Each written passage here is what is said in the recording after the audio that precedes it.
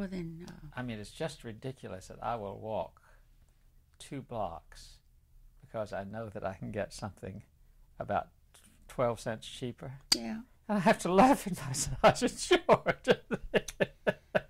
I tell Kenneth sometimes, we were talking about it this week. I said, he always fusses me because he wants me to go out and buy and spend a lot of money.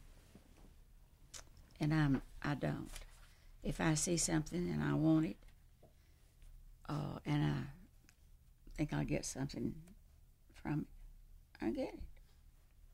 But just spasmodically buy something. Betty, Clyde's Betty, she said she'll look at it, she'll go home and think about it, then she'll go back and buy it. Talking about me.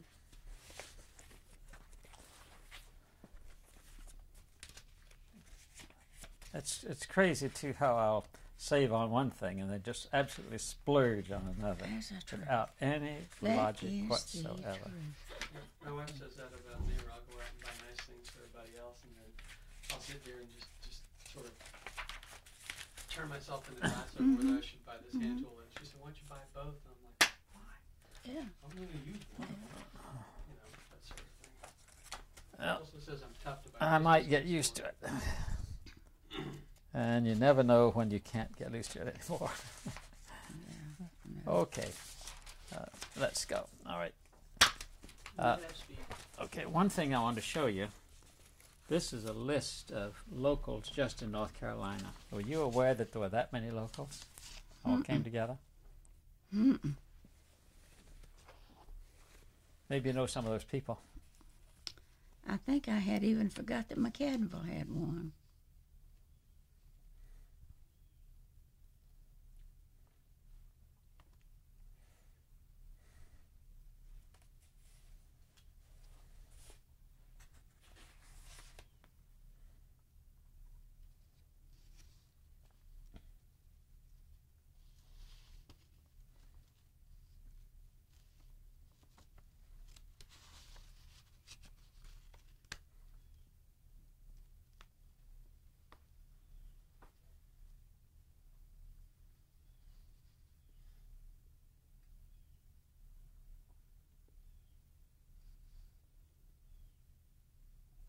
John Payne.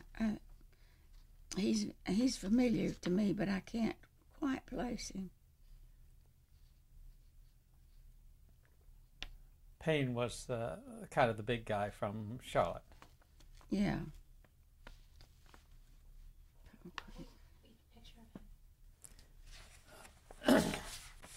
Which okay. We have a picture of John Howard Payne. That's his local at Shadow Hoskins.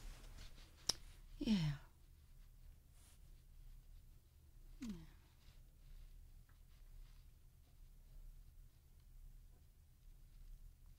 As I remember him, he was a good speaker.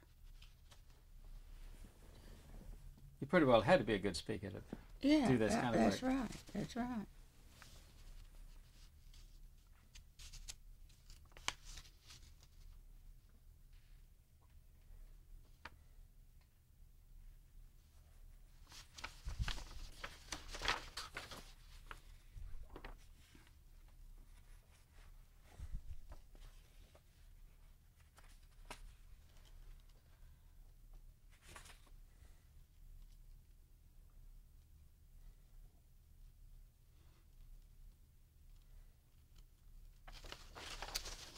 No, I can't quite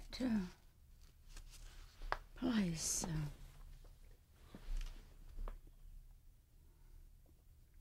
many of those people.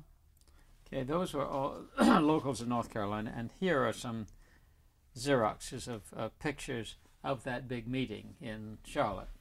That before the strike began. Wonder who's on stage. It may tell you on the back. Oh, there's nothing there. No. Mass meeting at the Armory.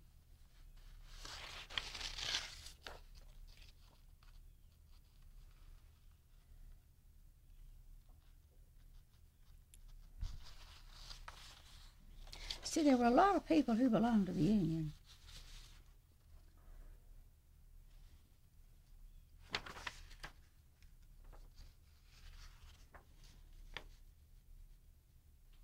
Now, who is this?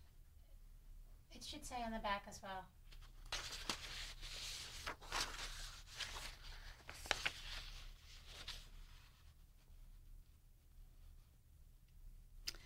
Okay. W.J. Kendall. That's who I've been trying to think of his name. International Citizen. Yeah.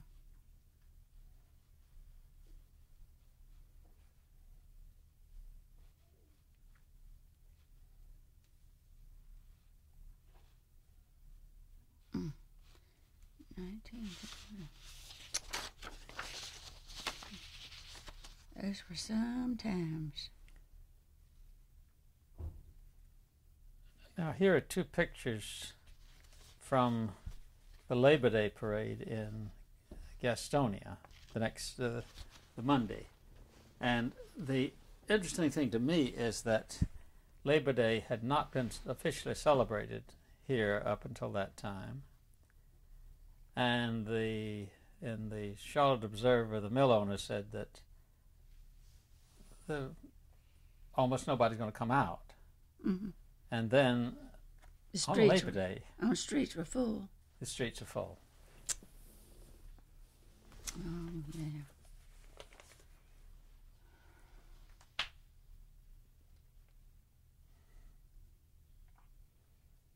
Mm-hmm.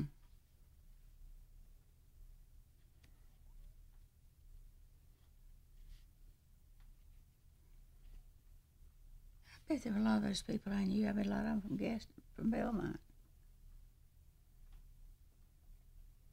Ran low.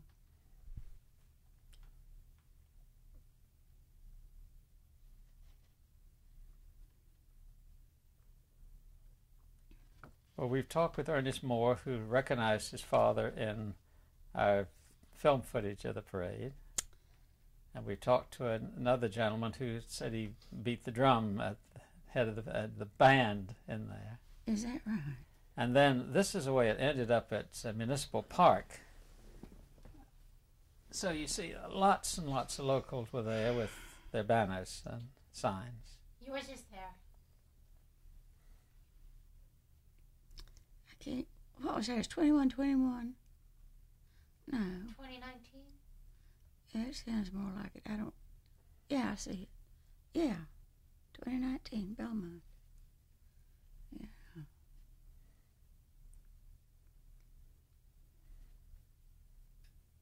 How did you stay away? I doubt if I did.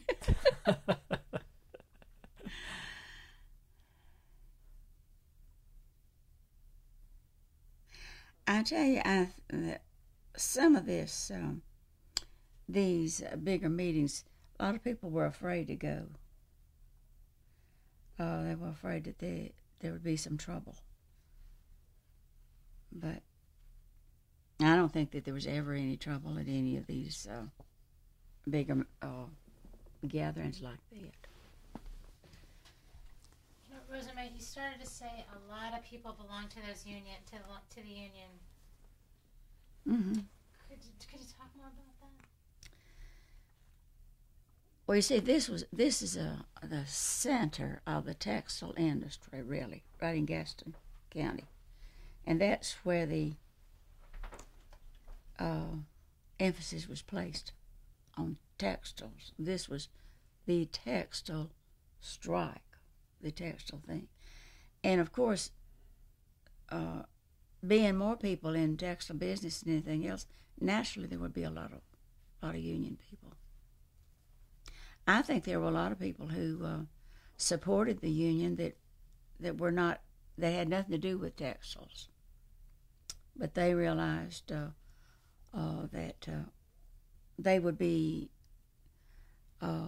helped because if wages went up, people made more money. People in business would get more. They'd get more business. So it meant money in their pockets as much as it did to the individuals who were involved in the jobs. And yet, down in Greenville and Spartanburg, and in Winston-Salem, I've just learned, the civic authorities took very strong measures. In my hometown, for example, I've just learned that when they tried to close down Haynes Spinning, they were met with civic officials with machine guns, riot gear, tear gas, and other weapons. Mm-hmm. And they actually deputized 60-some of the workers and armed them. And It's hard to believe, isn't it? so evidently there was a feeling that against that as well. Mm-hmm. And in the American Legion volunteered to serve Mm-hmm. as guards, Yeah. and the same thing happened in Spartanburg. I wouldn't be surprised if it didn't happen here.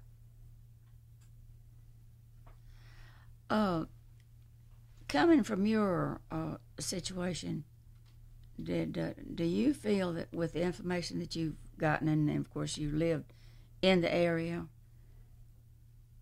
did you feel like the strike was justified? Given what the NRA said, that they had the right to organize, Mm-hmm. and when they tried to organize, And they kept firing the officials. Mm-hmm. And when they protested, the machinery of government was so slow. The boards that they were supposed to appeal to. Finally, I don't see how they could have avoided it.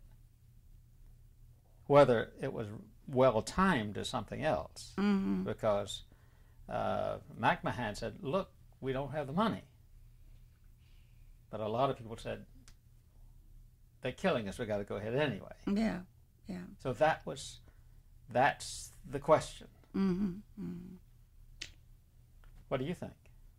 Well, I feel like that a lot of people were helped by the strike.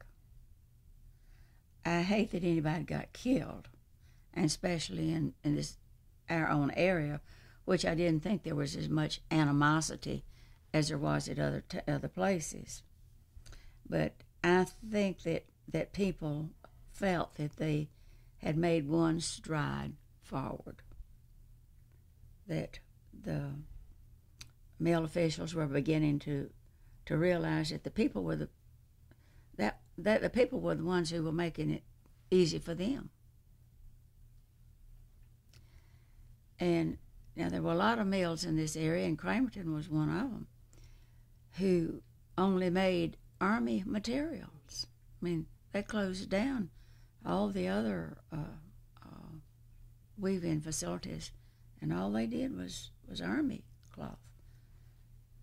And so, of course, now that means that they were helped by the war, not the strike necessarily. But I feel that I'm not for fighting or trying to push through any kind of a measure, but I think that the unity of the people gave the whole nation a sense of cooperation among the labor class of people in the South. Everybody didn't know that. But I know that this area was helped. And I don't know that there was enough feeling of resentment on the parts of anybody to have heard.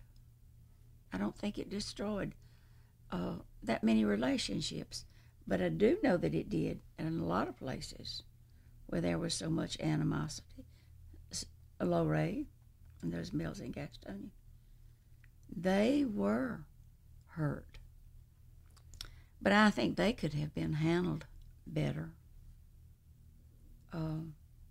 I think the death of Adderholt stemmed a great deal of animosity because he was their leader. He was it. And when he got killed, then people began to wonder, is it worth it? What about Hunyapath? Remember the 7 people who were killed in Hunyapath? I don't believe I do, really. Just Hunyapath, South Carolina, Yeah. which is not too far from here. Mm-hmm. There was a so-called flying squadron, which we'll talk about in a moment, came to the mill, people who'd worked in the mill, and they deputized a bunch of the people who were inside, and there was a fist fight or something that happened in front of the mill, and then those people started shooting, Mm-hmm. and within less than a minute, 6 of them had been killed and another died the next day. And this was happened on about the 6th or the 7th of September, and this hit the headlines all over the place. Of course. And this frightened a lot of people, I believe. I just wondered if you remember that. No, I really don't. Ernest Moore was telling us the other day that he went to the funeral with the delegation from his union. Mm-hmm. Mm-hmm. They had a big, mass funeral. Yeah. Here's another fellow I wanted to ask you about, Albert Henson. Do you remember him? Yeah. Tell us about Albert. But now I can't tell you much about him.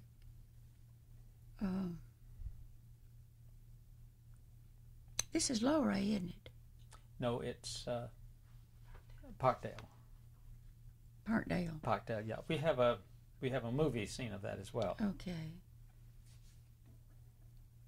You know, Parkdale has about taken over Belmont. Yeah. They have bought a lot of the mills here. They've done Acme Mills, and they have done a super job cleaning up the place and painting the houses. And Albert Hinson was the president of his local in Ranlow. I remember him, but I don't remember much about him. One thing, when you belong to a local, you knew all of your people. Their local knew all about theirs. But when they had mass meetings, it was just a conglomerate of people. So I don't remember. I remember the name and all, but not anything particularly. Can I ask What? a question, Jim? Mm-hmm. One thing that I'm real curious about is how long were all these meetings going on? Meaning, was your daddy and yourself, did you go for months to these meetings before the strike? I mean, while all this organizing was happening?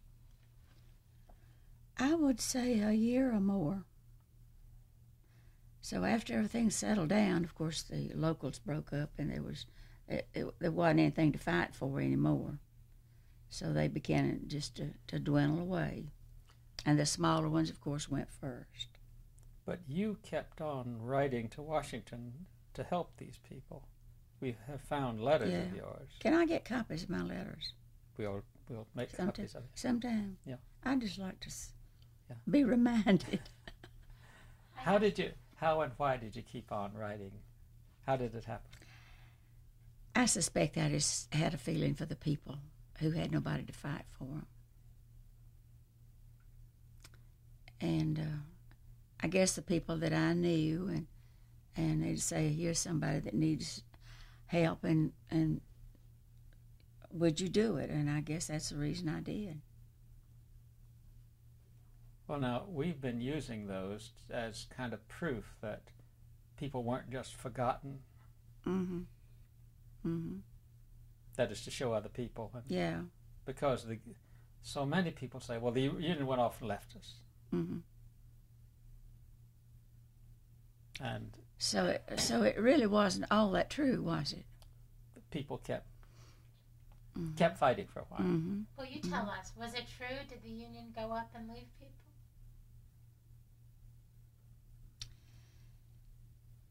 Ours didn't. We might have broken up. We might not have been an active once a week meeting anymore, but there was still that unity, that feeling of a person that we felt had been mistreated, or that needed to be supported. And of course, and I don't remember for sure, I suspect that our local probably broke up as a meeting situation before the national thing closed down. I don't know when it was over. Do you? It never collapsed completely because you had unions, strong unions in the north continuing. Mm-hmm. But most of the southern locals disappeared. Yeah. Back to the the time of the strike, do you recall any efforts to feed people? Oh, yeah. Tell us about it. Yeah.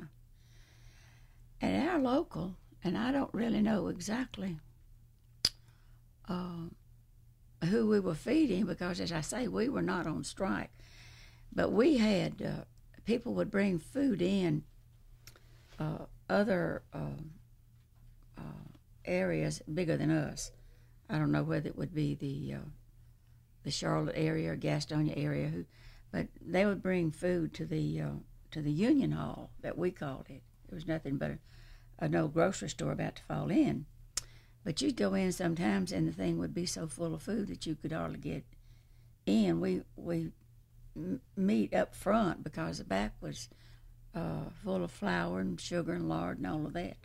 And then a committee would go and distribute this to people who needed it. And they might not have been necessarily our people. It wouldn't have mattered where they were from. If you could support them, why, and you had food, well, you did it. Here's a picture of two women who've come to get food.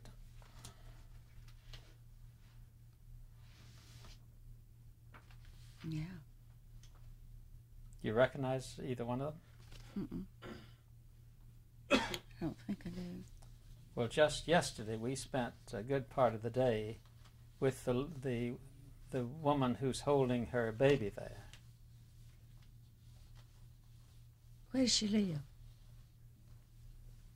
Catawba Street? About 2 miles that way.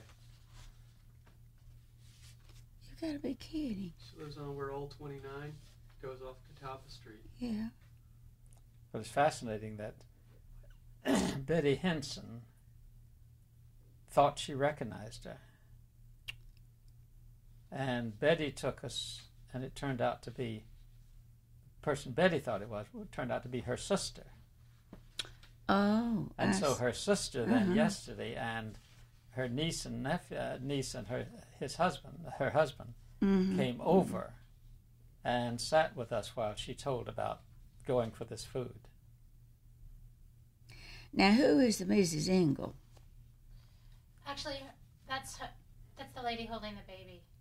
But Is she the one that lives on Catawba Street? Yeah, but her name's Garrett.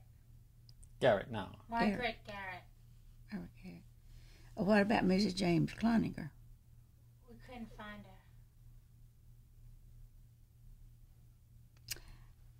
I bet the Miss Engel would know her, or who she is now. But this is true, that food was given away.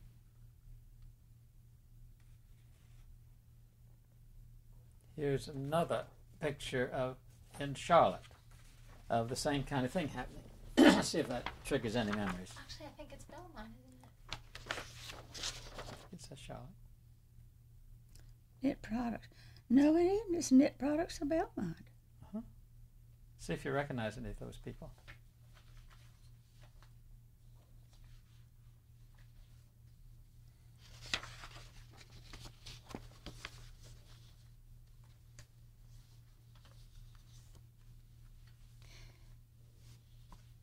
If I knew them then, and they have changed so much now, I really wouldn't know them, would I?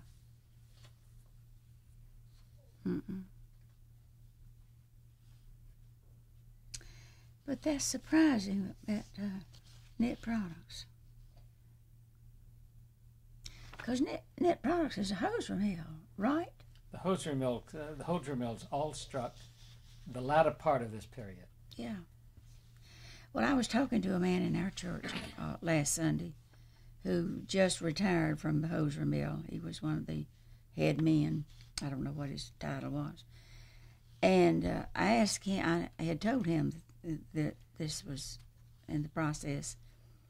And he said, well, his parents remembered it much more than he did because he was so young. But he told about the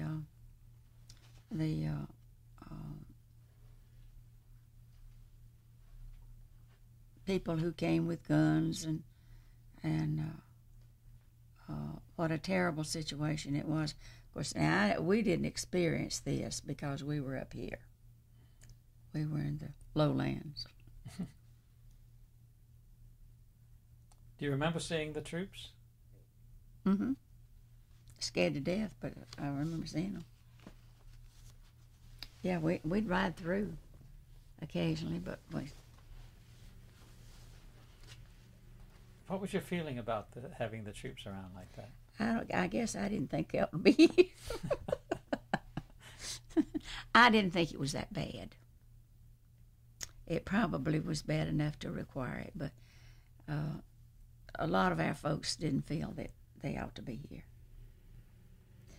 They thought that for them being here created a deeper feeling of either resenting the whole thing or scared that they were going to cause more trouble than if they just let the people handle it themselves. That might not have been the opinion of a lot of people, but I think that our group sort of felt that way about it. Yeah, I really hear the line. Okay. See what you do. Okay. Huh? He was such a... This is your father? That's my father. Oh, these are going to be very good for us. This is my mother and daddy. Uh-huh. This is another one. I just went through these old things very good. Yes. The other night. This is our entire family. Now, do you know when this one was made, about roughly? This one right here.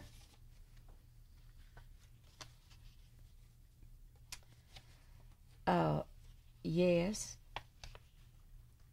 I would say that was made in about 1935. Mm-hmm.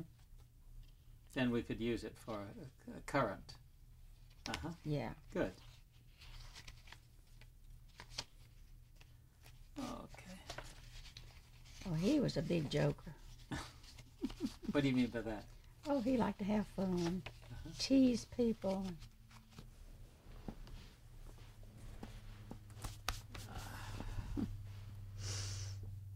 Now, at this point, they had something called flying squadrons. Do you remember those? Not really. Mm-hmm. Not really. They were groups of strikers who would move, textile workers would move from one place to another. For example, Paul Christopher organized some in Shelby. They came over to Winston-Salem and closed down, persuaded the people at Arista Mill to come out, and then went to the Haynes spinning company and tried to close it down. Mm-hmm. Did you hear anything about those? I've heard about them, but I know nothing personally, really. But that's sort of the way areas here. A group of people would go to a mill and tell them how bad things were to get them to just to walk out with them. But they were not strong enough to do it here, evidently. In Belmont? In Belmont. Well, what I'm going to do now is to take you through the clippings that we have from the Charlotte Observer. Now remember, these are contemporary, and you and I both know that newspapers can make mistakes, particularly when it's a hot subject, you see. Oh, yeah. So I'm not saying these are accurate. Mm-hmm. Here's one for the 6th of September, the 5th of September. Belmont remains quiet. The strike situation in Belmont, where about a score of mills, not including the hosiery plants, have been affected, remains quiet. All plants are being picketed, and all are closed. Now, I think your impression was that they didn't close. I don't think so, but I don't remember. To continue here, strike leaders speaking before large gatherings have urged that no violence whatsoever be attempted, and so far the situation has been remarkably quiet. That's a strike situation in Belmont, where about a score of mills, not including the hosiery plants, have been affected, remain quiet. I wasn't sure about the hosiery mills. I don't know. Let me see if Clyde Dietz remembers. Okay. He would remember because he was. Okay, we go on here.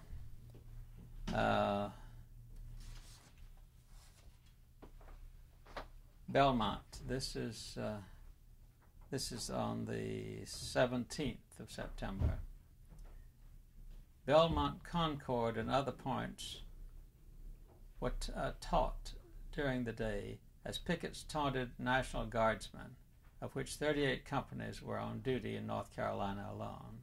Quote, "You'll cause a revolution, you little tin soldiers," was among the milder remarks directed across the highway at Belmont to guardsmen before the Hatch hosiery mill. Okay, now this man I was talking to last Sunday, he remembers, of course he was a child, he remembers the guardsmen on top of their mill. At Hatch. At Hatch. Mm-hmm. That was true. We should get his. No, okay. So that was happening at Hatch. Mm-hmm. Interestingly enough, earlier, Hatch had refused to live up to the NRA agreements, and they'd actually withdrawn the Blue Eagle from them. That was supposed to be a sign of public disgrace. Mm-hmm. And the company had said, so what? Kept on operating. Mm-hmm. So there was a lot of feeling around Hatch at the time. See, Clyde was connected with hosiery mills, mm-hmm. but not Hatch. He was with Belmont Hosiery Mill. And here's, again, this was on the 13th.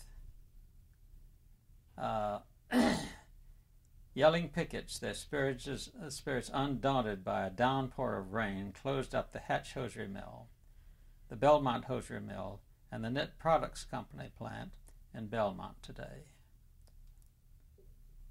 Victor Millen, manager of the Knit Products, lost his shirt in an encounter with pickets, who tore the garment from his back and waved it high in the air as a flag of battle. He's calling to find out if the mills were closed. Clyde will probably know. Yes. Is he calling Clyde? He's calling Clyde. Clyde Dietz, yes. Yeah. Okay, let's see what else we have here. Yeah, here's...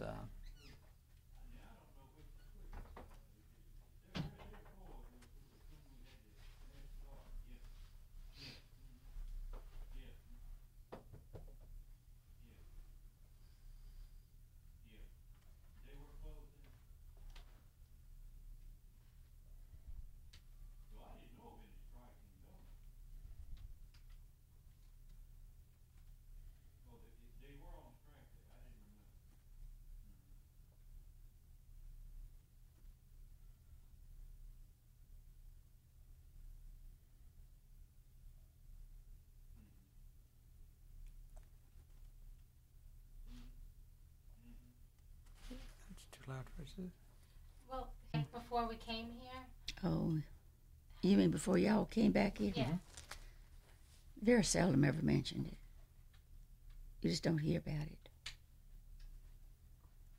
See, that almost happened to another generation of people. See, I'm older than I'd like to think. But most of the people who are my age are gone. my 3 brothers. They all died at 67 in that neighborhood. So I had one brother. I could ask him anything. He remembered everything about everything. He just recently died in January. But all you had to do was ask him a question now.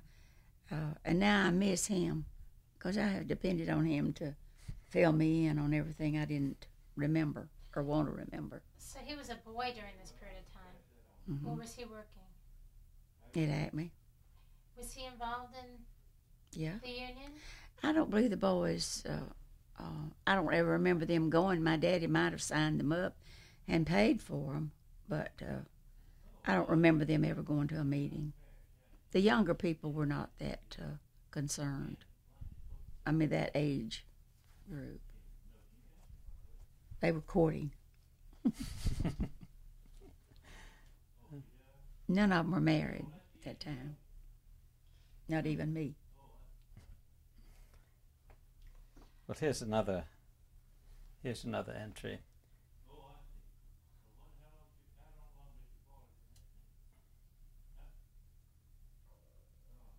Well, he's going to come back and give us some information, Okay. so it seems, here in Belmont. Huh? Mm-hmm, mm-hmm. We had, by the way, a wonderful interview with Mr. Fetzel, who runs the Military Museum in Wetzel. Do you know him? In Gastonia? Yes. Yeah. Charlie. Uh-huh. Yeah. I haven't seen him in a long time. Well, we met him through the Moors because they both are in the same square dance group. Oh, okay. They square dance all over the place. I believe that Wetzel married a girl from Belmont. I'm pretty sure he did. So he gave us a lot of useful information. Mm-hmm. Mm-hmm. And he was in textile management, you see. Yeah. I wonder what he found out. You still, honey?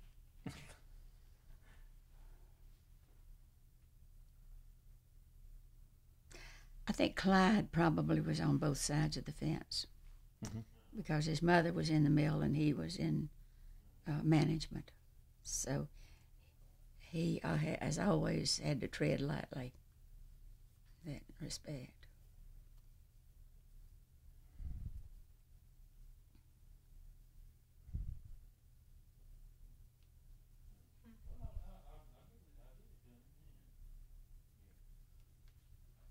He seemed quite taken aback by child labor when he realized that a lot of the kids that he'd known that he didn't see in school after such and such a grade ended up working in, 10, 12, and up. Mm-hmm. It seemed to have hit him, the reality of it had hit him quite hard. Well, I guess Clyde probably had a pretty rough time anyway. See, he was brought up by a single mother, a single parent, I should say. And then she became blind, and he was the only child. And money came hard with him. This was with Clyde Dietz. Yeah. So he knows both sides of the track. I guess he is one of the most highly respected men in Belmont. That's what we've heard. Clyde says the only plant that was on strike in Belmont was the one hosiery mill. Hatch Hosiery. And yeah, the what? Hatch Hosiery. No, not Hatch. Down at East Belmont. What was that one called? He just called it out a minute ago. That's the only one that was on strike, but the other plants did close down. Mm-hmm. And he says a person, you ask him about another person, might be interested in talking with, and his name is Charlie Huggins, who lives in the Myrtle Apartments, which are right there on the corner where the First Baptist Church is. Oh, good. Yeah. Mm-hmm. Good. He's in his 80s and went to work when he was 12 years old. And about that, he had to stop because North Carolina pass a child labor law, and he had to wait a year or so till he was 14 to go back to work. So he might get appointed too. Good, thank you. And he did say that the mills were the mills were closed. I didn't remember that. I think they probably did to keep the strike from spreading if there was any chance of it. Well, I didn't remember any. A lot of the manufacturers said that they were going to close up. They said they got that they had warehouses full of stuff they couldn't sell anyway, and they were just going to close up until the affair was over. Mm-hmm. A number of them, in fact. Probably pretty smart strategy. So that goes back to the food disposition. In fact, that was what the national organization said. Mm-hmm. Let me read a couple more of these things from Belmont. Okay. Pickets watch hatch hosiery. Guardsmen disperse crowd that watches picketing at Belmont. This is Belmont, special to the Observer, September the 16th. Large crowds gathered along Wilkinson Boulevard tonight to watch pickets marching in front of the hatch hosiery mills. Although feeling was tense, no disturbances were reported. From 100 to 500 pickets were on duty at different times during the day. The other mills here have closed indefinitely, but the Hatch Hosiery Company has announced its intentions of remaining open Tuesday. National Guard troops from Newbern, Henderson, and Oxford are on duty at the Hatch Hosiery mills. No trouble was encountered here today, but because of the high feeling and the large groups of pickets determined to keep the hosiery mills closed, authorities were afraid disturbances may break out Tuesday when the mills try to reopen. So that shows you how it was kind of boiling up. Mm-hmm. Let's see what I've got here. Yes, the next one is the 18th, the next day. That's my birthday.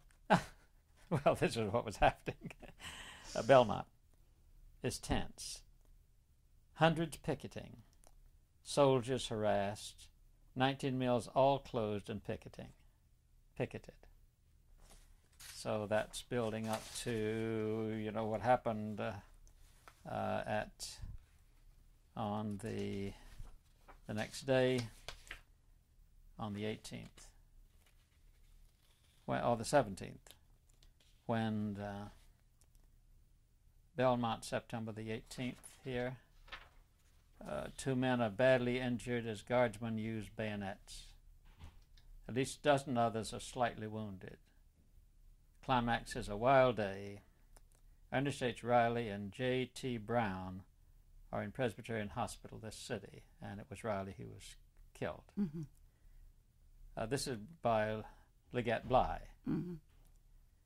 At midnight, everything is quiet here after the wildest day's disturbance since the beginning of the textile strike. It climaxed at 9 o'clock tonight with a serious bayoneting of 2 men who attempted to wrest a rifle from a National Guardsman and a rush of several thousand persons against troops guarding the Knit Products Corporation's plant. Now, this was all in the papers when you were there. What effect did that have on you and the other members of the union?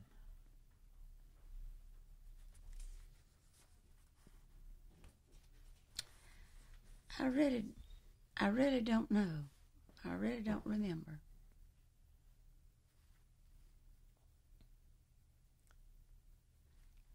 I think at this particular time, we were more concerned about really what could happen and how serious it was.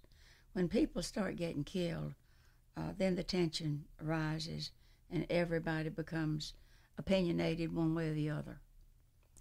Some people might have said, "Oh, I'm glad it happened," just shows them a thing or two. Others would say, "It isn't worth it." So it was I remember it being a sad time. I don't know how opinionated I became. I'm sure that I was disturbed because somebody was killed over things that were not that important, probably. Now, it must have kind of split the community when the soldiers were there and so many people just love soldiers, you know. Yeah. And yeah. then people were calling them names and so forth and so on. There must have been a lot of tension. From I'm that sure. standpoint. See, that was down there, and we're up here. Okay. So I was really not involved too much in the activity. Okay, that's what I want. And since it was Hoser Mill, and we were textiles, So what was your local doing during that period of time? having meetings, I guess, and discussing. And there'd always be somebody who was anxious to get involved in this, right in the middle of it, and we'd come back to the meetings and tell everything that happened, whether it was in the paper or not. And that just kept our people more aware of what could happen if it happened to us. Now, about the papers, my impression, because I was a newspaper boy, that everybody read the papers. Was that true? I don't think so.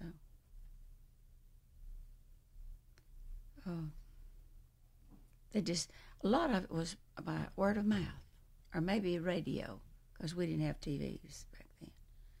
And I'm sure that a lot of it was on radio, and that was I doubt if a lot of people read the paper. I had two brothers who delivered the papers, and they didn't make that much money because they didn't sell that many papers. It's funny. I, as I say, I carried the papers, but before I had a paper route, I used to sell a magazine, kind of like Time now, called the Literary Digest. And I found if I read it and started telling people what was in it, they were impressed enough with a little kid knowing it. Yeah. So they would buy it. Yeah. I could persuade them to. And so I kind of did the same thing with the newspaper. So I read the newspapers. Well, you're a good salesman. Oh, and I You knew. imagine my secret dream was that I was going to be a novelist. And I was reading Thomas Wolfe. You know, this first stories. I had a high school teacher who turned me on to Thomas Wolfe. And as I carried newspapers, of course, he carried newspapers and wrote Lacoma Angel. And I imagined that I was going to write about my customers the way he wrote about his customers. And he the one who says you can't go home again. That's right. But so that I read the newspapers, but here I was in Chapel Hill. I wasn't reading the newspaper, and I didn't know It didn't affect you. anything about this. Yes, that's one of the things that it's hard. I know when my students do interviews with their grandparents, sometimes they get a little impatient because something happened right under them. One of the students, for example, was interviewing her aunt, who'd worked at the Eagle Pencil plant on 14th Street in New York City, where there was a very violent strike. Her aunt worked in the office. Her aunt didn't remember, only had one memory of that whole time, and that was when she was going down the subway steps and somebody threw something and it hit her in the back. Everything else. And of course, I had to convince the student, no, she's not denying anything. She was in the office. It didn't affect her. Yeah. And I'm sure the same thing happened here. I'm sure, yeah. Now, here's some pictures from that Riley murder that you might want to look at. This is a house where it happened, and then you see some of the other things. Yeah.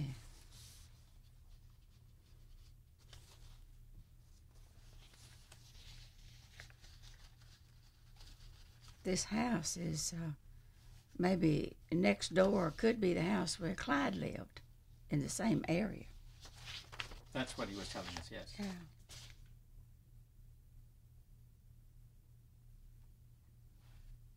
I don't know any of these men.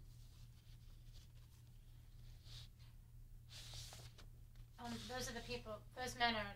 If you read the back, they're identifying the fact that he died on the floor there. Yeah.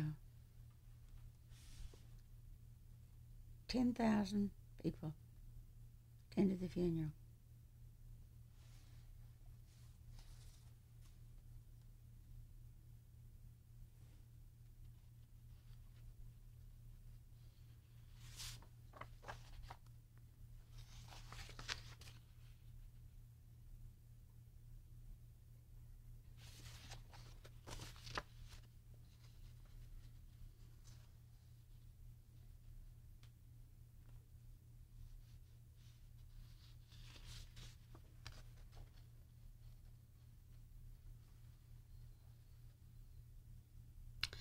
I don't remember going to the funeral.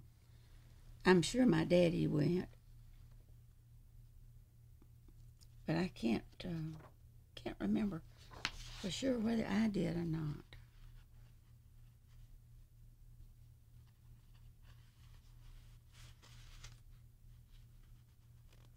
But out of 10,000 people, I couldn't pick me out, could I?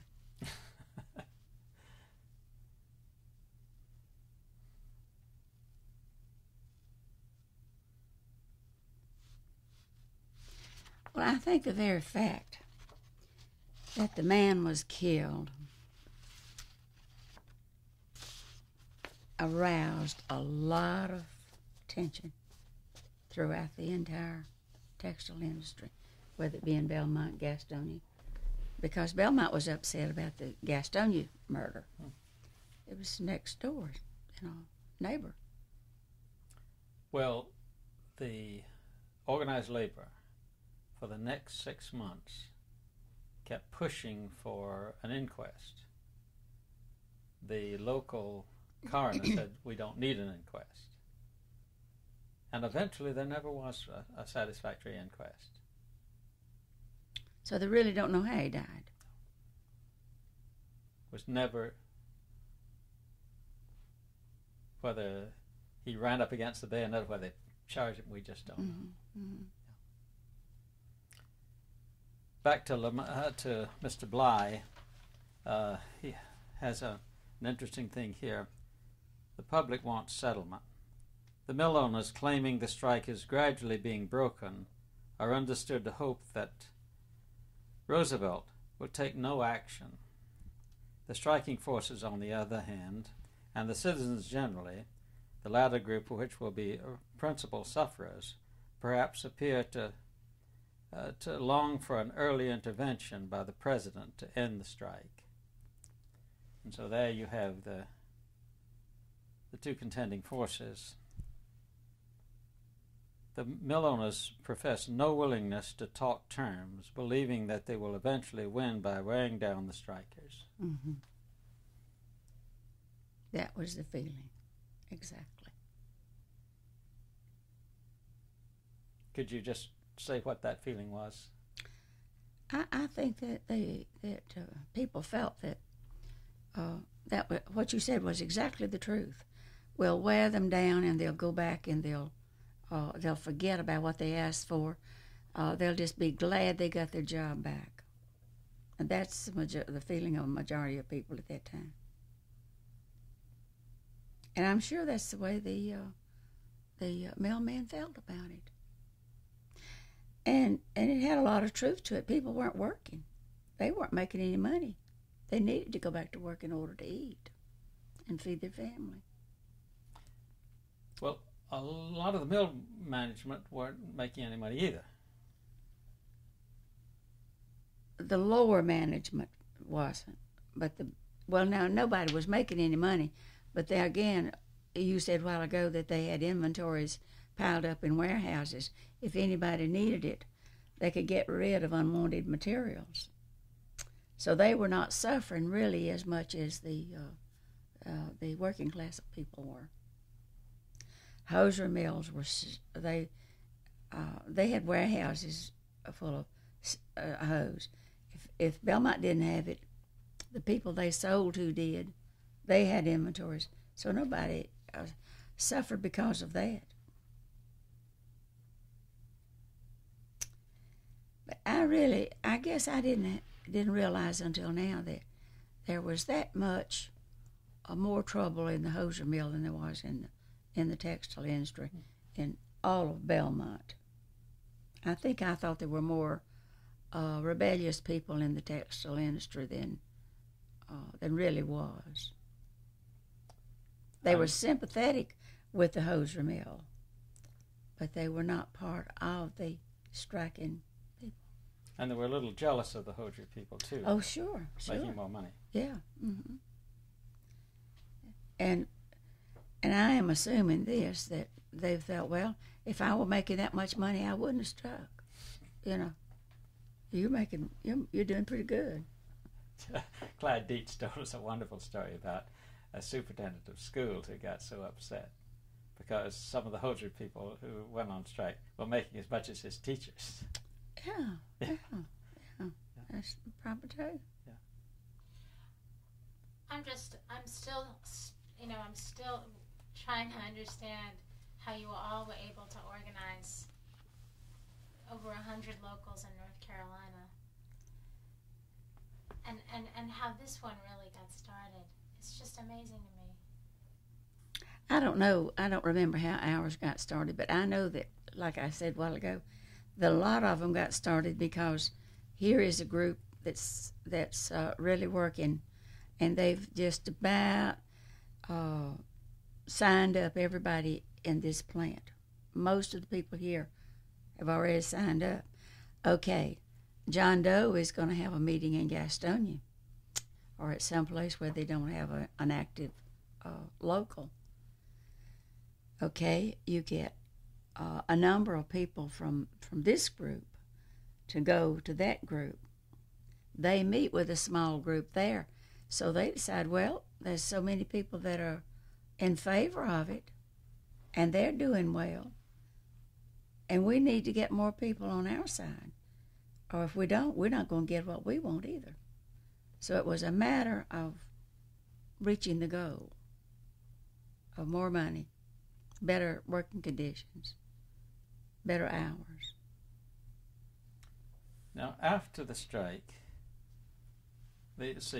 Roosevelt, Washington said, if you go back, there won't be any reprisals, and for 6 months we'll hold the line, and then we'll decide. And Gorman said, we're going back and we want a great victory.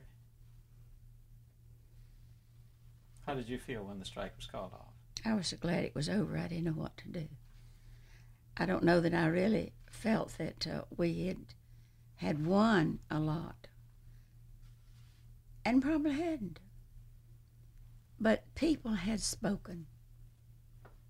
They had expressed their deep feelings about low pay, bad working conditions, and as you called the word, stretched out a while ago. I think that if it didn't happen right then, they were sure it would down the line pretty soon. And a lot of it did happen.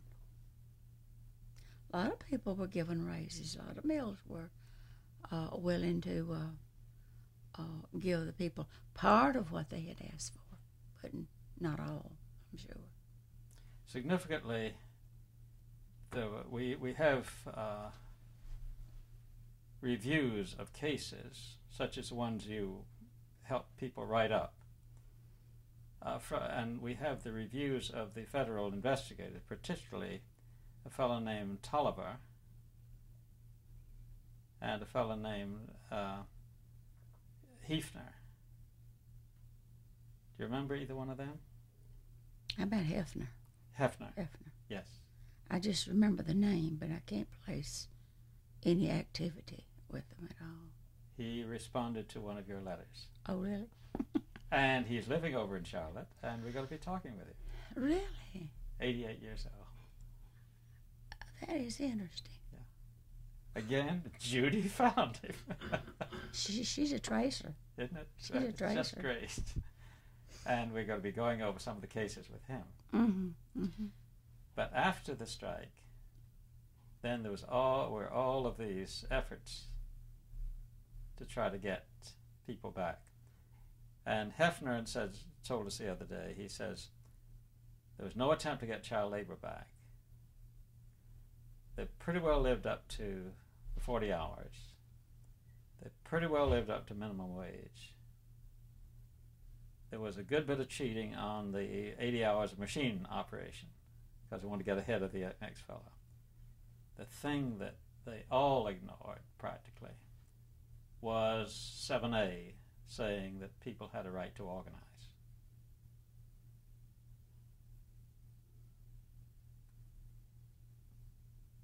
So you feel that, he feels that they had the right, but they didn't do it. there was no mechanism to enable them to do it. Uh-huh.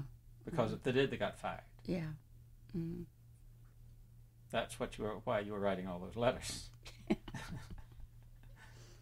lot of it happened, surely. What happened to people here after the strike when they went back to work? Very little. I don't recall anybody being fired. If they had been fired, it would have been for some other cause. They wouldn't have said it was because you belonged to the union. They would have been afraid to admit that. Just like it is even today, if they want to get rid of somebody in any area, it's not going to always be what they say it is. It's, other little things that have built up to that point. You being an officer and someone who had been active, how did they treat you when you came back? Did they know that you were active? Yeah. No different. And I never realized that anybody refused to show me the same courtesy they had before. But we were different people here, I'll have to say again. These are people who had been here a long time. They had lived here a long time. But you take an area like Lowray, they were turning over every day. Hundreds were coming and hundreds were leaving because they had such an enormous number of employees. So they didn't know each other as well as we did. We knew by name. We knew by family. So as far as this was quite an unusual circumstances. And I'm sure it was not like that everywhere. I'm sure there were people who never spoke to each other again. But I can't remember that any of this happened here. Not to me, anyway. Now, towards the end of the strike, you were getting out food to people and so forth. Mm-hmm. Do you think that could people have continued longer if the strike hadn't been called off? Not much longer. Because there was not enough food for everybody who needed it. They were getting the necessities. Meal and flour and lard and beans and rice, sort of like it is today in some of the foreign countries. They were just glad to get it. And they needed it for their families. Now, there's some people who've studied the situation, looking back on it, who say, they could have held out longer, they got betrayed by Roosevelt, etc. Well, I'm sure that some of them could have, just like today, a lot of people who are on Social Security, not Social Security, but Medicaid and those type things. A lot of them can get along a long time without it. But it was there, and I may be hungry tomorrow, so people probably came to get it just to have it in reserve for my children tomorrow. Because there was not a social services thing. And I remember this. I saw people who gave money to buy food, and they were against the union. I saw that happen in our own local. They were not textile people, but they saw the need, and they gave money to help buy food, which showed another trend of the difference in our people around here than in some of the areas where they had so much trouble. So I think you probably need more information about places where they had a lot of trouble. Well, that's just to match that story. We were talking with some women the other day who told about their father, who didn't particularly take a part in the union, but he did a lot in the food collecting. Mm-hmm. Mm-hmm. Now, do you remember the the WPA, did you have anything to do with helping people who were out of work get on the WPA? I don't think I did. I don't believe I did. I ask that because in Charlotte, the union organized quite an effort to get people who lost their jobs onto the WPA. Mm-hmm. And there was some accusations that the government was therefore supporting the strikers. But Mm-hmm. that you I don't might know. have a letter in there showing that, but I don't remember. This is the letter that Rosa and I wrote. Okay. Here's a letter that you wrote. You might want to look at it. You want to read it to us?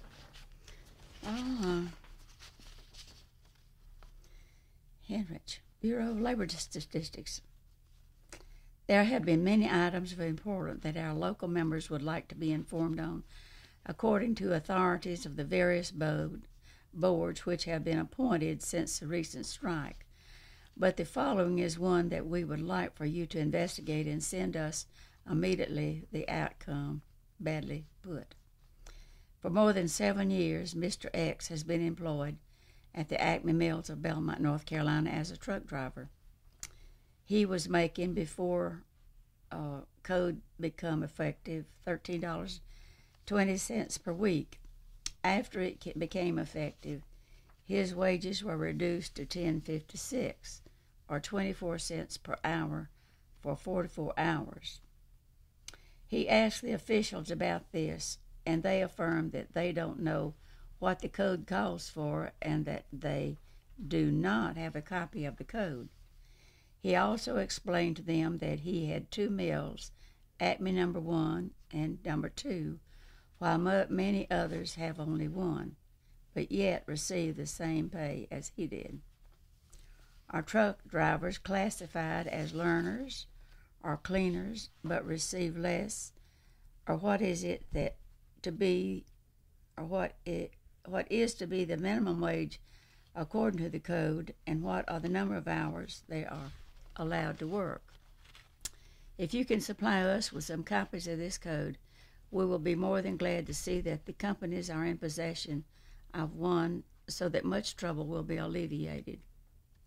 If your board is not in position to handle the above problem, will you please see that it is placed in the hands of the right board, as we are waiting for an answer in the near future. Sincerely yours, 1935. So what was the date of that? December the 8th, 1934. Well, here you are. And January the 25th, somebody received the copy in 1935, which was... So here, 2 months. several months after the strike, you're trying to help people out. I wonder who Mr. X is. Well, you're just being discreet there. You're not giving his name, you see. Didn't want him to get fired. Well, as you know, copies of this would be sent to the employers to get their response. Uh-huh. So you were quite wise in saying Mr. X. But I think we get to know his name a little later. Holtzclaw? There was a Mr. Holtzclaw who was very active. It was Zen Holtzclaw, Z-L Holtzclaw. But I don't believe that's who we're talking about here. Well, you were successful in getting him some money, for sure. And then you continued. Here's 2 more letters that you wrote. Okay. Yes, this shows that you persevered, because this one is March the 19th, and here's another one on March the 20th. And you are, You don't want me to read these out loud, do you? look at them and see what response you have.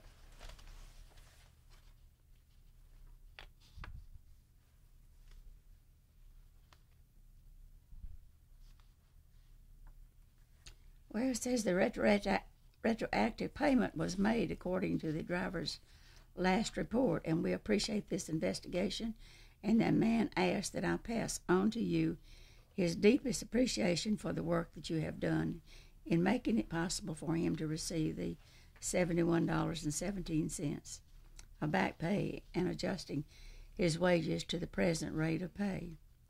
Well, you know what that would amount to now. It'd be like saying between $700 and $800. It's a lot of money. Yeah. Here now I go to Mr. Taylor. Prior to the introduction of the NRA and the code relative to rates of pay to the different types of work, the company at the Acme Mills of North Belmont, North Carolina, was paying the outside carpenter and cotton wearer and the second-hand men the same price. That is per hour for their work, 28 cents per hour. After the code became effective, the second-hand wages were increased to 40 cents per hour, and the carpenter and cotton wearer's wages was only increased to 31. The carpenter and the cotton wearer do all the outside work as to carpentry and plumbing, working 44 hours per week, and they want to know if that is the code price for their work or if they are being underpaid. Hoping you will be able to furnish them with this desired information in the near future. So you're right into the middle of trying to help a group of people. Now, how would you meet those people? Would they come to a local meeting or a union headquarters or something? Well, they probably were people right in our own plants, since I don't know who they are. And where were It you could working? be And where were you working at that time? at the Acme. I was still working. Well, this is a remarkable thing to me, is that here you are, not only signing your name, but being an instrument of bringing action against the employer, and you're still working at the Acme. Yeah, I never was afraid of my job. I never had any fear that I would be fired, or I wouldn't have done this. I knew I was right. That's what just baffles me, is that here you are, just doing it. Yeah, just doing it. Yeah. Yeah. How do you feel about that now? I feel good about it. Yeah. If I had been wrong, and if they had denied all of this, I probably would have been feel that I was sticking my nose where I had no business. But inasmuch as they recognized it, and some of it was taken care of, I feel like that we were in the right. I'd do it again if I saw somebody being overlooked. What happened to your father? He died. He worked right up to the very last at the Acme Mill. Was there any repercussions for him? No. Mm-mm. Never lost a friend.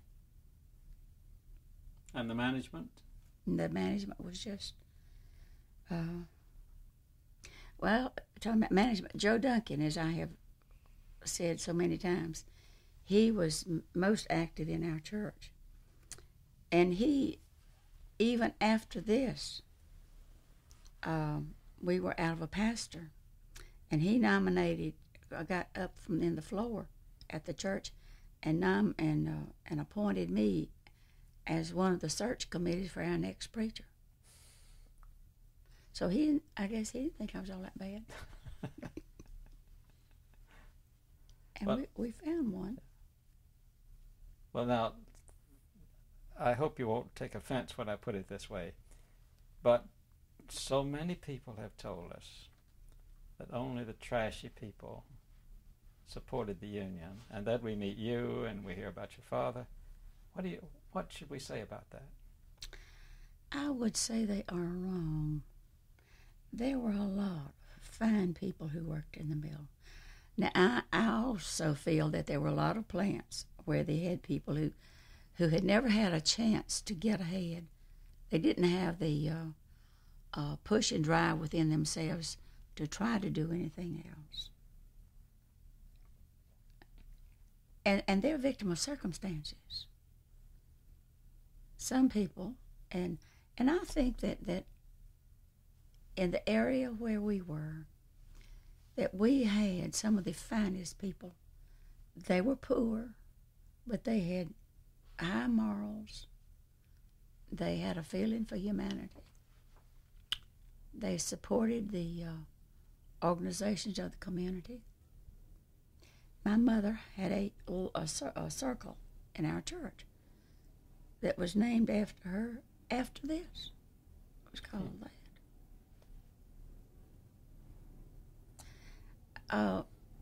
And I'm sure this is not true with everybody. I'm sure that I think an individual sometimes can antagonize people, you know, and maybe cause some trouble. And I know you've heard the other side more than you've heard my side. Right, yeah. And people are just, people are accustomed to following the leader in most cases. And the leaders are the people they have respect for. Joe Duncan, as I said, he was one of the wheels. I mean, the Linebergers in Belmont thought that he was a great person. He had a son who was one of the officials at the plant.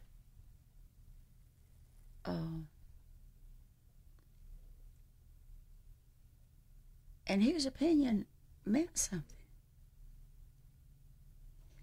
And I was in his house time after time during the time we were on strike. I mean, during the time of that. I left over there one day and I said, I got to go to the union meeting. He said, you gonna let me go with you? I said, no, I guess you better not go tonight. You know, being cute. And his daughter, who was my friend, said, Daddy, do you care if I go? And he said, I guess you better not. He figured he might get fired if she went. But she was, as she was an organist in the pianist in our church, played for my daddy for many, many years. There was no feeling. Daddy would go to a meeting on Friday night, and he'd go back on Saturday night, come in there Sunday morning, and he and Viola would be the best friends. There's never any feeling. But the amazing thing to me is that in almost every other situation we've hit, there were a lot of firings. For example, in the Grove, Mr. Moore's father, who was president of the local, had to leave town. In fact, there was a kind of deal. If you would leave town, we'll lay off some of the other people, but we'll take everybody else back. Mr. Moore himself was out for 6 months. The secretary of the local was out for 11 months. But everybody else went back. That's why this seems to be an unusual situation. Actually, I don't have names here, but this is a case that was filed soon after the strike here. Yes, this is from addressed to A.C. Lineberger from Atme Spinning, and this is submitted by Mr. Lisk.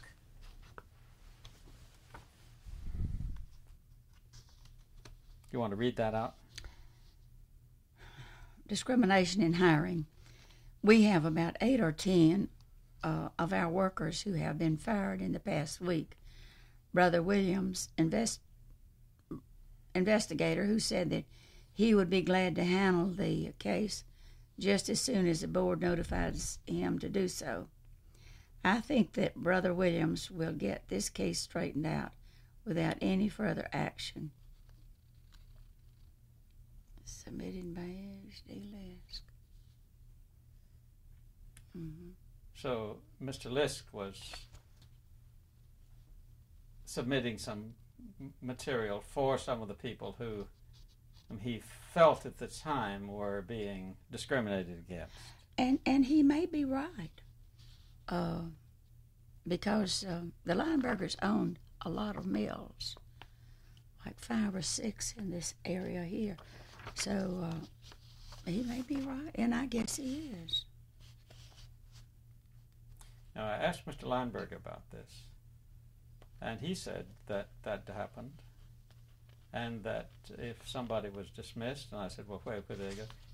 He said that they would notify if the people, if somebody went to another mill and they called up about it, Mm-hmm. he would identify them as somebody who'd been in the union.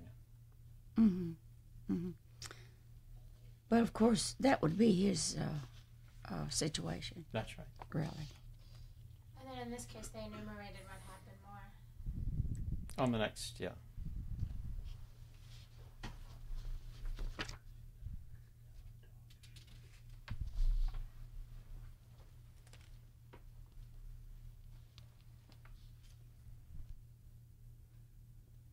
All right, now here is a good reason for being fired.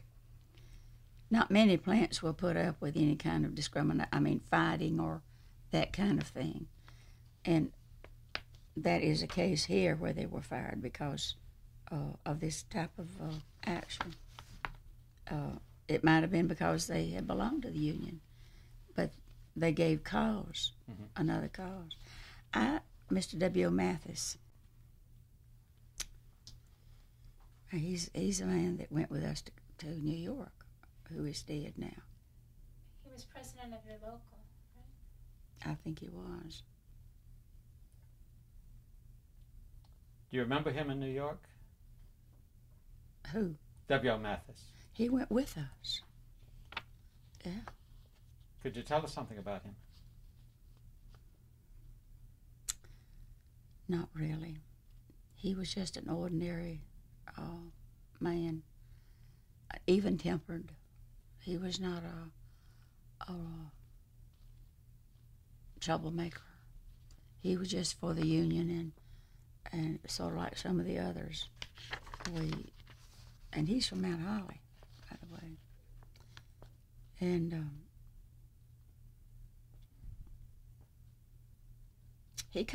as far as I know, he was in sympathy with the people who had been striking. He was in sympathy with people who were out of food and work, and he helped get food together for the people.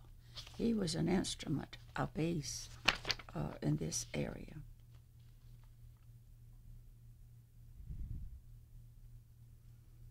He says, I have talked with Mr. Lisk, the organizer, and he has told me that, in his opinion, he does not feel that a hearing is necessary and will do all possible to influence Mr. Holsclaw not to pursue the matter further. I am enclosing a statement from the management giving their reasons for discharging Mr. Holsclaw, and I do not believe that the matter will be pursued further. It's interesting, I think, that what Lisk is saying there is that when we got somebody who he thought was guilty, he's not going to push it. That's right. That's right. Which is interesting. Yeah. Well, there are just a couple of other things that I'd like to ask you. One is, I wonder if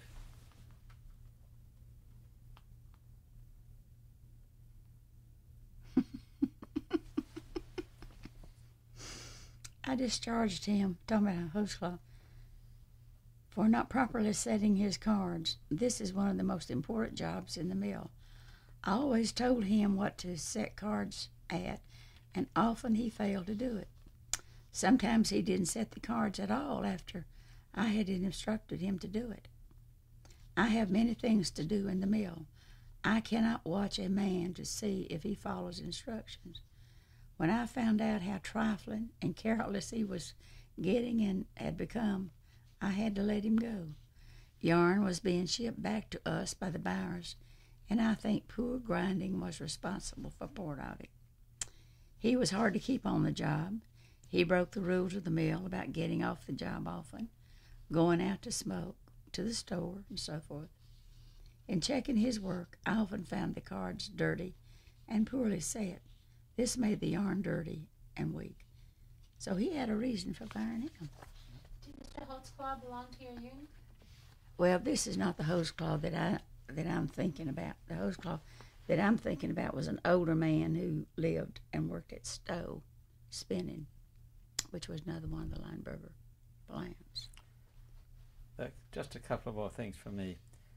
One is, could you just give us a just physical description of your father?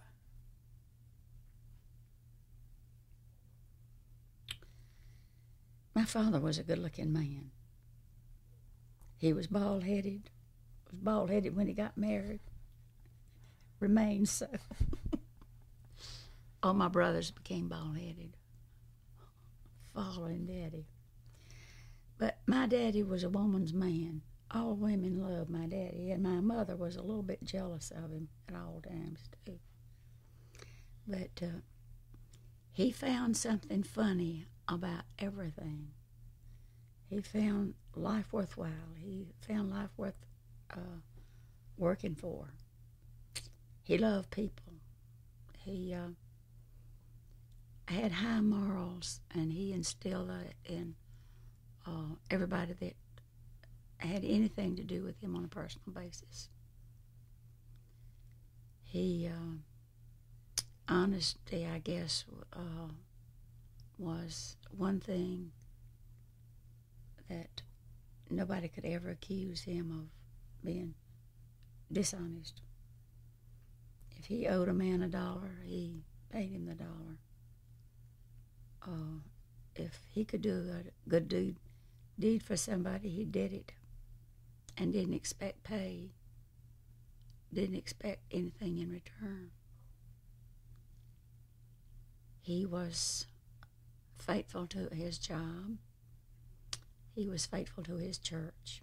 He was faithful to his family and to his grandchildren as long as he lived.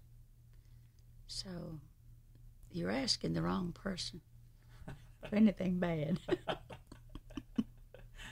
Well, now, with at least half the work in the factory being done by women, we have found so few women leaders. Why was that?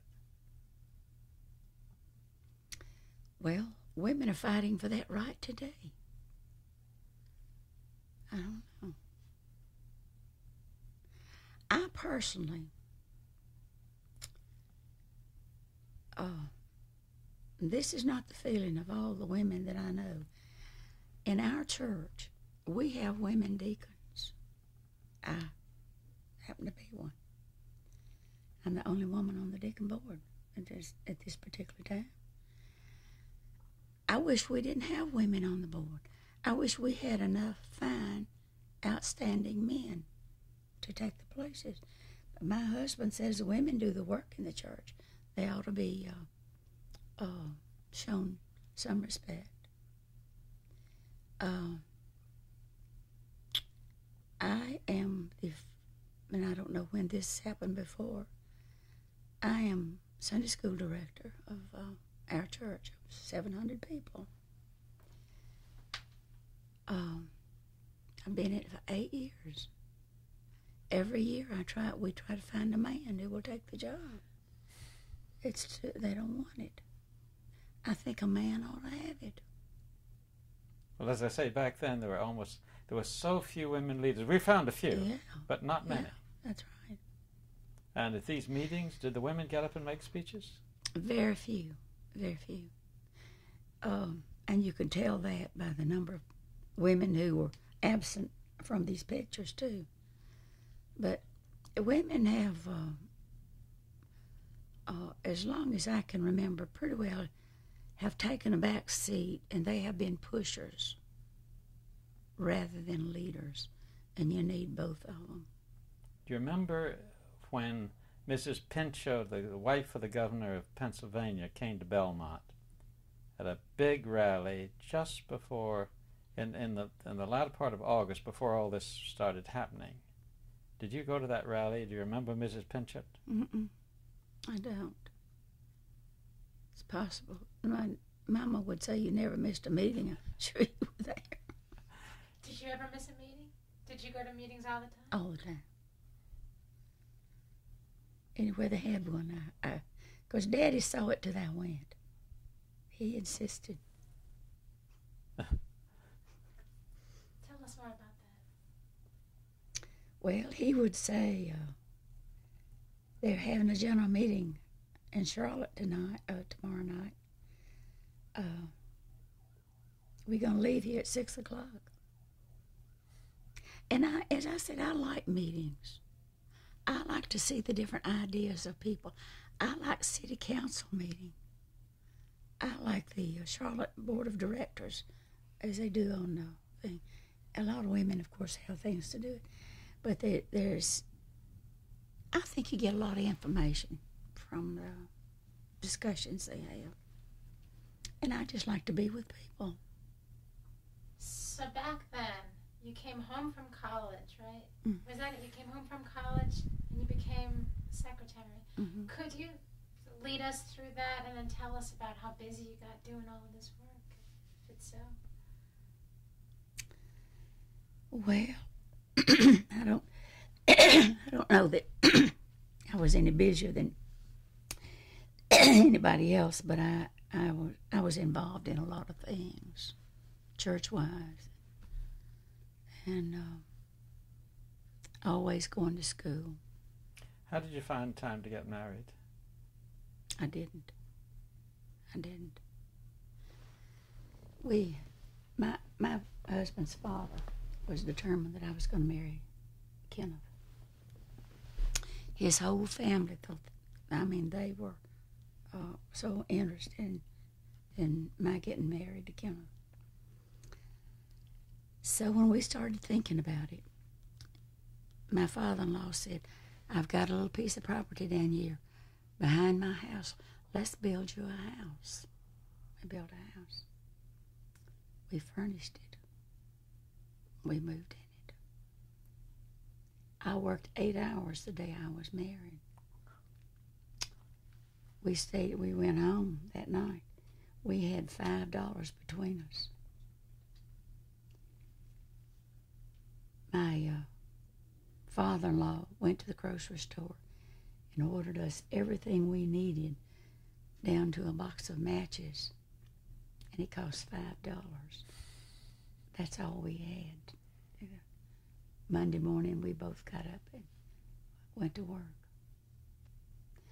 On Sunday, though, after we were met on Friday night, we got up and went to church as usual. That afternoon, my daddy had set up she told me to quit doing that, for our quartet from our church, composed of my daddy, my sister, me, and 2 more people. We were going to sing at a singing convention in Hickory. My daddy didn't want me to get married. My mother didn't want to get me to get married. I was only 27 years old. I wasn't old enough. Well, I was sort of between 2 situations. Mom and Daddy were really opposed to my getting married. They wanted me to marry somebody else they knew nothing about. That afternoon, I could not let my daddy down. I went to Hickory, I think, to a singing where our quartet was going to sing. He didn't like that. But here I was. I was not going to let my daddy down again. So they didn't know when we were going to get married. We were ready. The house was ready.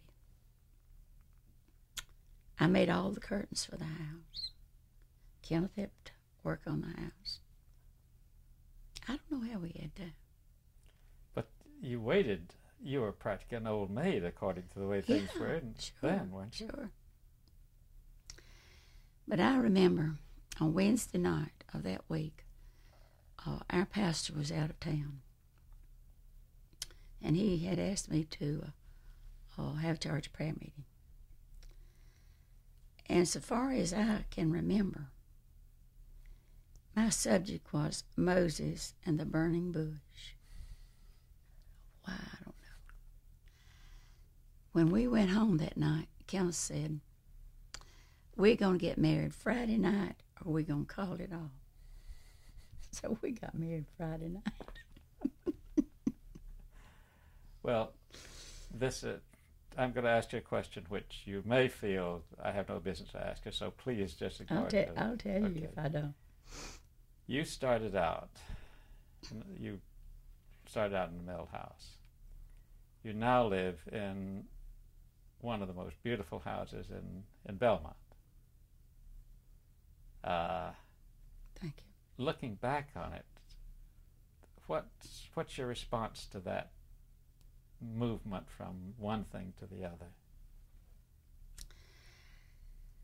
Well, I'll have to give both of us credit for working hard. We've both worked hard, and in as much as his father was a builder, and he liked it, we got more for our dollar than the ordinary person.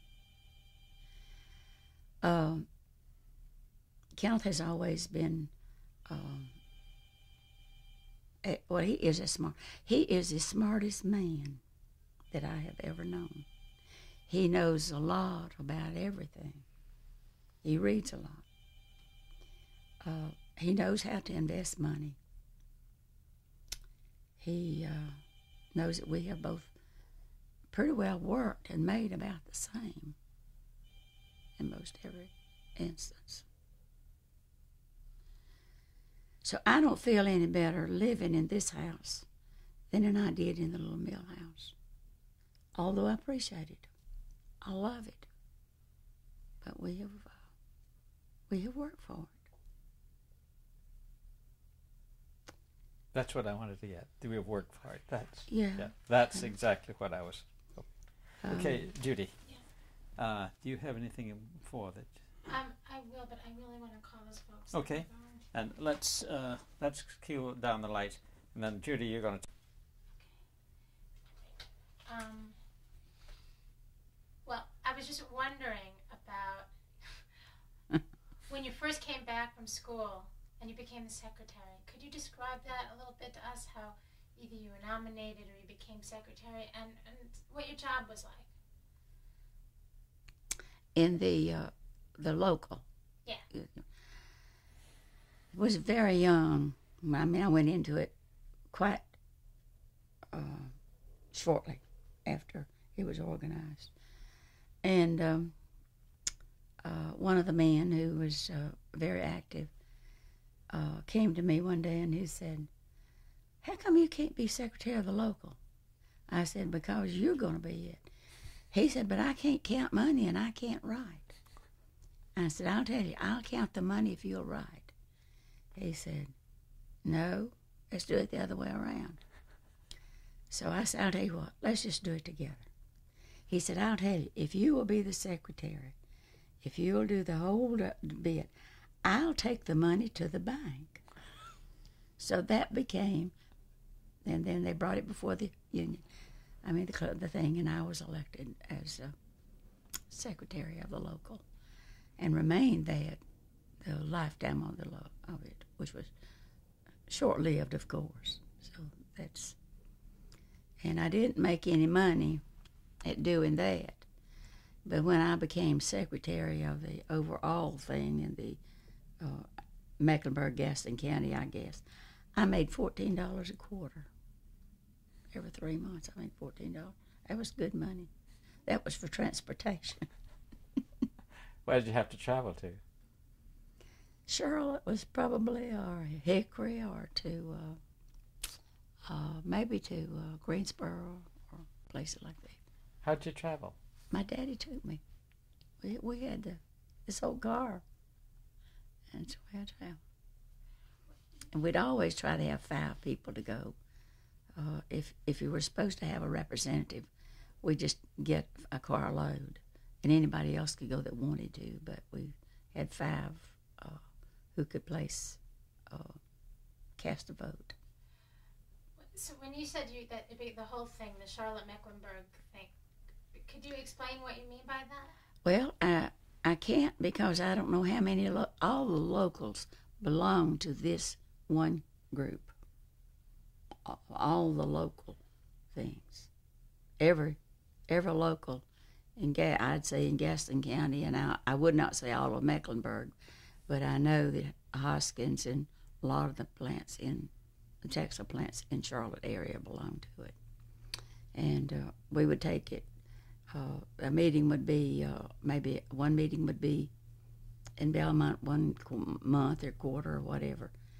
And then somebody else would invite you to theirs. So we didn't have them at the same place at any time. No group would have them twice in a row.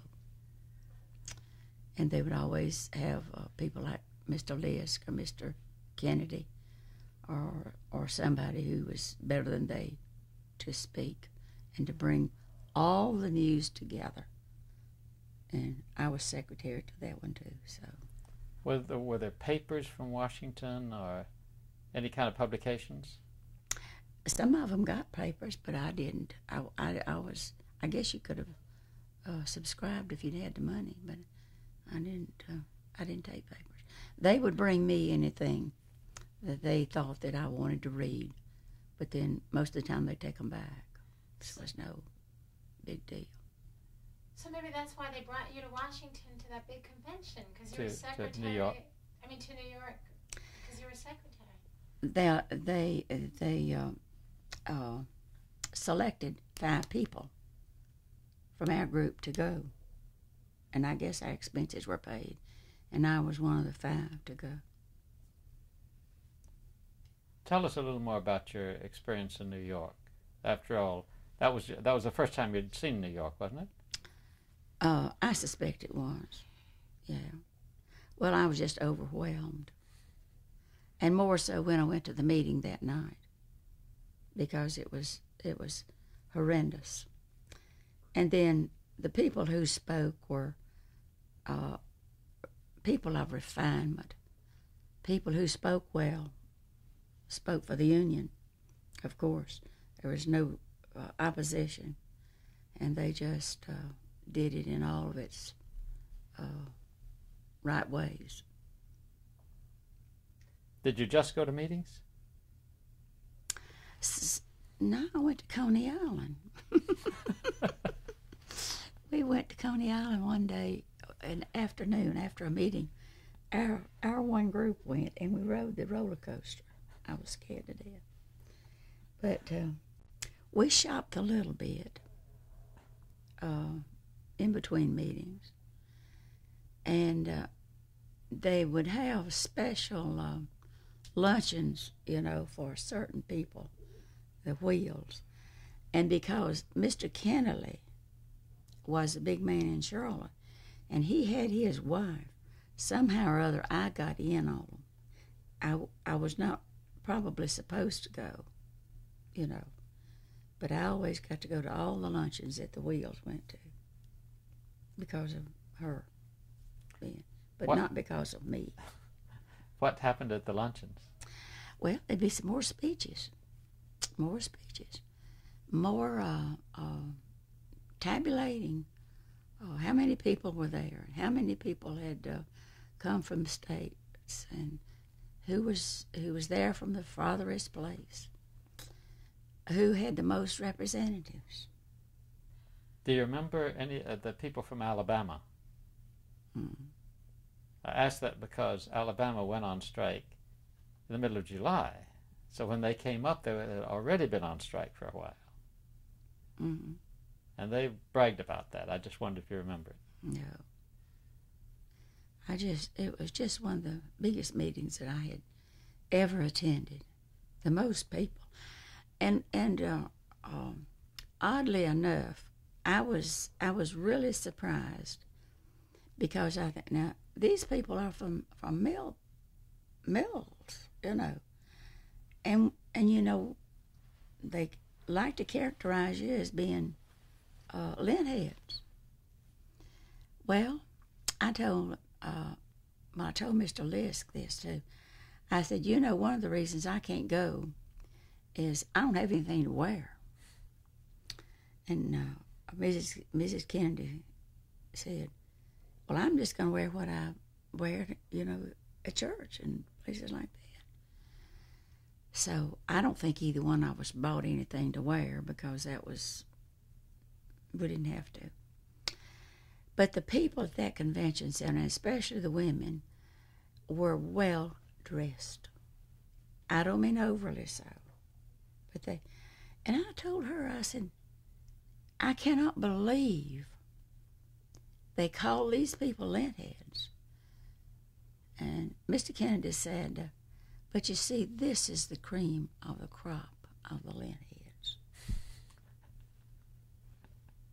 And I guess that's what he felt. They were fighting for a cause, and they were there. A lot of them came from New England, of course, where they'd had union for some time. Uh-huh. Mm-hmm.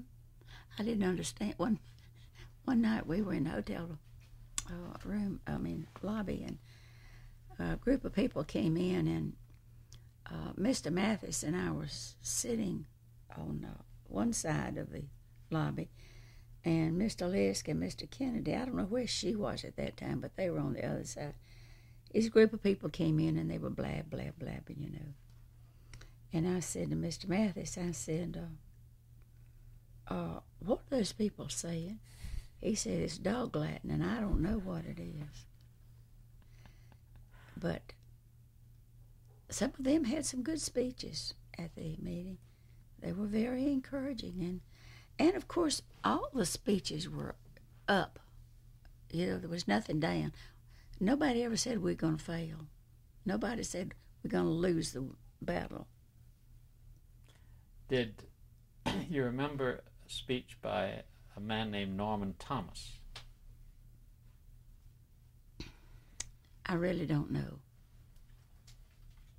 He was head of the Socialist Party, and he made a speech there, which has often been written about since. I just wondered. I don't remember it. Of course, I'm good to forget. after that long time, really. And the Saul, what's his name, the man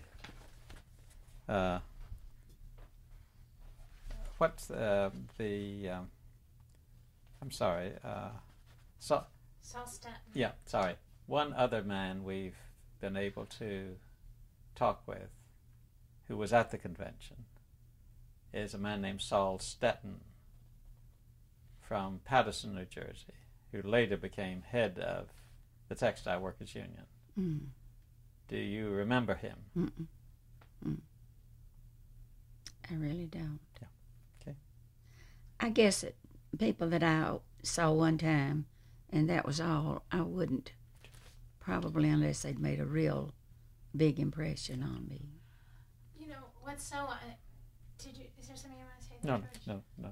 What's so extraordinary to me, Rosa, is all this work and all those thousands of people that join these locals. I'm just trying to... What did you feel like when all of that organization... I felt that we were winning. I felt like that the cause for which most of the people were fighting was a cause that would touch a lot of people, the lives of men and women today and their children's children on down. It was not just a fight for the day or for the period, it was for on down, forever. And I think the results have been seen. Maybe not as much as the fighters had thought, but in view of the fact that people were given raises, their hours were cut, the stretch out, as we have mentioned before, became less and less. And I think that people who wanted to work more hours than was designated on their job and needed more work could pretty well get it. I think that they could work over, pick up on weekends when they were working. But Did you ever try to organize again? No, that was the end of it. I doubt if you could do it now. Not in the textile mills. Not in the hosiery mills. For one thing, there's too much competition in all of the areas. The hosiery mill has held up much better than any of us would imagine, because you think, well, people don't buy a lot of hose. They don't buy a lot of socks. But they're doing well. And they're making good money. And the people in the textile industry are making good money. People who are working in the mills today are making more money than school teachers. Even the lowest type of job, and I guess I would say that one of the lowest type jobs in the mill would be laboriously, would be a spinner. Mm-hmm. I mean, it's a never-ceasing situation. You don't stop. There's always ends down. George, maybe well. Do you believe that's fair? The amount of strain on your body, and you're saying it's the most laborious job, and it pays fairly well compared with that of a school teacher. Well, with school teaching like it is today, I am sure that a lot of teachers, if they had ever worked in the mill, would feel that they are under more stress trying to work with the children today than they would have on a single job. Mm-hmm. My mom's a teacher, my mother-in-law is a teacher. I had to put that one in. I'm going to ask you something fun, in a sense. And if you try and be as visual as you can, okay? Can you tell me what it was like to be getting in a car and driving down these roads, which we've been driving down, but I know they look different, and coming into one of these meetings with all these people ready to speak about what's going on in their different areas? Could you think about that, and maybe you could just give me like a description like You mean if I were just going down the road and I'd see all these people? Like it's the end. I don't know. Maybe you just got out of work, and your father says, "Come on, Rosa, let's go," or you jump in the car. I'm just trying to get like a little My story. father was organized. He knew what Could you was start going to off that happen. my father was organized? My father was organized. He kept up with what was going to happen every day. He knew what time you're supposed to be there. And you left in time to get there on time. So it was not ever a hurried thing. Let's get ready and go in a hurry. Friday night or Saturday night or whatever night. You knew. Of course, times back then, you weren't tied up in so many other things. Life was simple, as far as activities were concerned. You didn't have a lot of ball games to go to, or the church activities was only social activities people had. It didn't do a lot of bridge playing or dancing or that type of thing. The reason I ask this is because we only have pictures of. We mostly have pictures of people marching, or we have pictures of bayonets, or we have pictures of the National Guards. What we don't have pictures of, and we have to rely on people like you who can talk about it, is like the hard work, the day-to-day process of putting one of these locals together, or going off and, helping people to maintain these meetings one week after another for a year or two. I think the people who joined the union, and basically those who were going to attend, that was part of their life. I mean, they were interested in it. And let's go see what's going to happen tonight. Let's see what we can do. So it was really not altogether a hard job. You might feel that you didn't get any new members that week. Maybe we don't have the crowd tonight that we had. Okay, who paid dues last week? Everybody paid dues, so they still have a interest, or they wouldn't have paid their dues. Which is, I say, maybe 25 cents a week or a month or something. Was very little, actually. So in some areas, though, it would have been harder to organize than others. There would be, in certain areas, people would be afraid to even take their first step to organize because we get fired or they will work against us. But I don't remember that happening in this area. Maybe in some areas it did. Have you had a feedback on that? In many places they got fired, yes. Mm-hmm. Now, over in Winston-Salem, I was over there the other day and reading the newspapers of the time, and I was shocked to my toes as I saw that they had machine guns and tear gas and so forth to meet this flying squadron that come in. Mm-hmm. And then for the next several days there were descriptions of these encounters.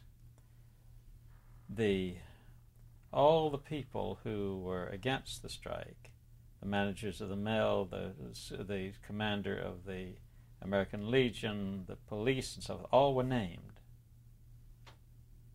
None of the strikers were named. They were always just they. Mm-hmm. They came in. They had speeches. They sang and they prayed.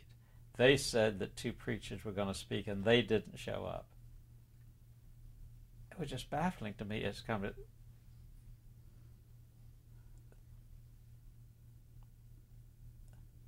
preachers couldn't afford to join the union. I mean, they'd split their churches right down the middle. So regardless of how they felt about it, I can't remember very many people who even came, to the meeting. None of ours in this area that I know of did. But I understood. They had to stay in the middle of the road and be just as nonchalant about the whole thing as they could possibly be. Mm-hmm. Judy? Do you